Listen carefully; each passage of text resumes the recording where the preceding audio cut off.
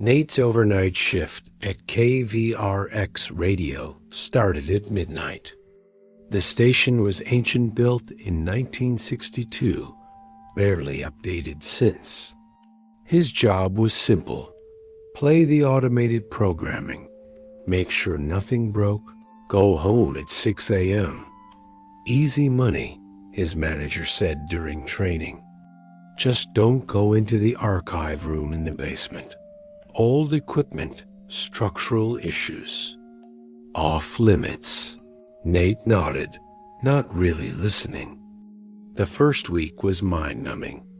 Then on Friday night, the automation failed. At 3:17 a.m., the broadcast cut to static. Fix it. We can't have dead air. Check the main server in the basement. You said the basement was off? Now, Nate.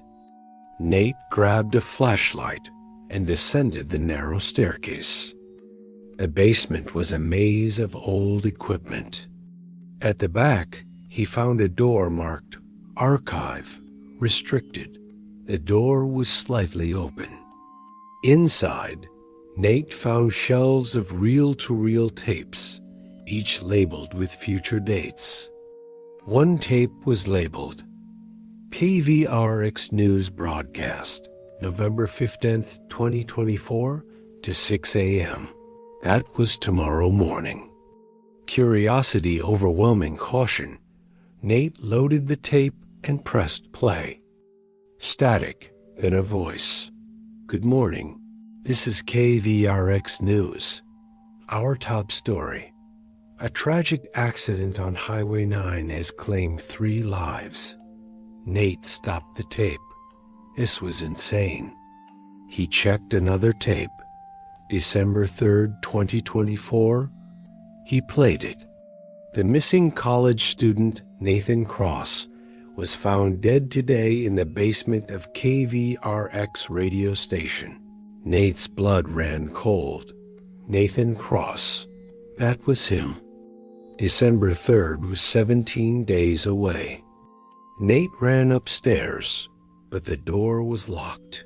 His key card didn't work. The broadcast booth's computer screen flickered on. You listened. Now you're part of IT. He returned to the basement and played the tape about his death from the beginning. It detailed his disappearance on November 16th and the discovery of his body on December 3rd. According to the tape, he'd go missing tomorrow, unless he changed it. Nate spent the rest of his shift researching. He found old logs. Every few years, a late-night operator would go missing after entering the archive room. The pattern was clear. The tapes didn't just record the future, they created it. Anyone who listened became part of the broadcast. Nate looked at the tape about the Highway 9 accident. If he could prevent it, maybe he could prove the future wasn't fixed. He sent an anonymous message to the truck driver. No response. At 5:52 a.m., the breaking news alert confirmed the accident, exactly as the tape predicted. Nate couldn't change it. Then he found another tape. Nate, the other way. December 4th, 2024.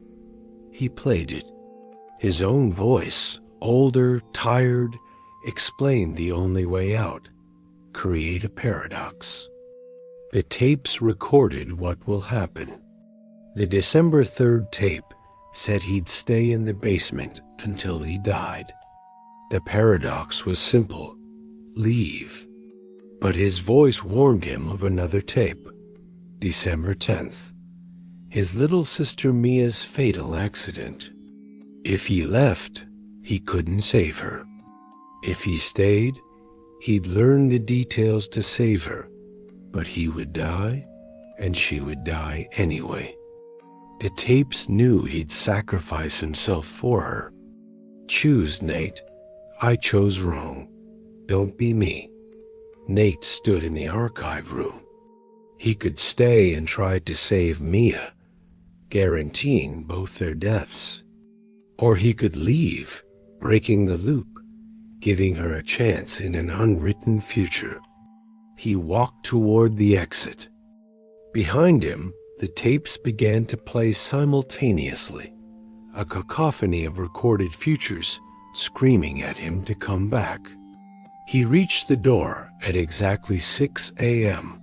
His shift was over. He stepped through. The building shook as decades of recorded futures broke apart. Nate quit KVRX that morning. December 3rd came and went. He was alive. On December 10th, he called his sister Mia all day. She was fine, at a coffee shop far from the accident location on the tape. The timeline had shifted. The tape's power was broken. Mia lived. Nate lived. The future was unwritten again. This is Afterlogs, where every story asks, what would you sacrifice to change fate? Did Nate make the right choice? Subscribe and tell us in the comments.